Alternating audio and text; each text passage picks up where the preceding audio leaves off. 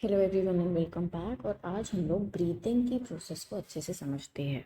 देखो, breathing basically एक ऐसी प्रोसेस है जहाँ पे एक्सचेंज ऑफ गैसेस हो रहा है, यानी यहाँ पे दो काम हो रहे हैं, इनहेलेशन हो रहा है और एक्सहेलेशन हो रहा है। इनहेलेशन में आप ऑक्सीजन को अंदर लेते हो और एक्सहेलेशन में आप CO2 को बाहर रिलीज करते हो।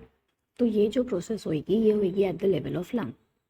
तो जब आप गहरी सांस अंदर ले रहे हो, इनहेलेशन की प्रोसेस के लिए लगते हैं 3 सेकेंड्स और एक्सहेलेशन के प्रोसेस के लिए लगता है 2 सेकेंड्स। यानी पूरी एक breath is inhalation plus exhalation which is 3 + 2 यानी 5 सेकेंड्स।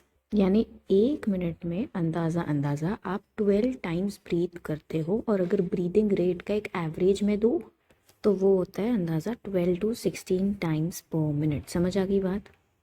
और हम कितनी सांस अंदर ले पा रहे हैं, कितनी हमने एक्सहेल की, उसके लिए एक इंस्ट्रूमेंट भी होता है जो हेल्प करता है हमें अंदाज़ा लगाने कि पल्मोनरी फंक्शंस हमारे बॉडी के कैसे हैं।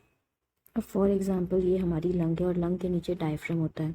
तो देखो, सबसे पहले हम समझते हैं इनहेलेशन के प्रोसेस को। आप एयर को इनहेल करोगे तो लंग में भी एयर जाएगी, तो इससे जो मेरे लंग्स हैं वो एक्सपांड होंगे। अब अगर वो एक्सपांड होंगे तो डायफ्राम बोलेगा यार मेरे को तो कोई जगह ही नहीं देगा, तो डायफ्राम करेगा कॉन्ट्रैक्ट और वो फ्लैटन डाउन हो जाएगा। तो हम क्या कहेंगे कि इनहेलेशन के टाइम पे क्या हो रहा है, लंग का एक्सपेंशन हो रहा है, डायफ्राम का कॉन्ट्रैक्शन हो रहा है और उसका फ्लैटनिंग डाउन हो रहा है। लेकिन वही अगर हम एक्सहेलेशन के बारे में बात करते हैं तो एक्सहेल करना मतलब सांस बाहर निकालना। तो अगर सांस बाहर निकलेगी तो लंग वापस से अपने नॉर्मल पोजीशन पे आ जाएगा, यानी हम कहेंगे रिलैक्सेशन ऑफ लंग हो जाएगा। उसके अलावा क्या होने वाला है, जो डायफ्राम बोलेगा हाँ हाँ मुझे तो अब जगह मिल गई, तो वापस से ऊपर आएगा और डोम शेप बन जाएगा।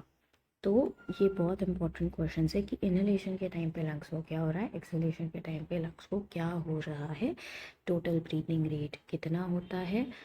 सो विद दिस आई होप जो कंप्लीट बेसिक्स है about breathing it is complete for you guys. Let's meet soon in the next session with a new topic.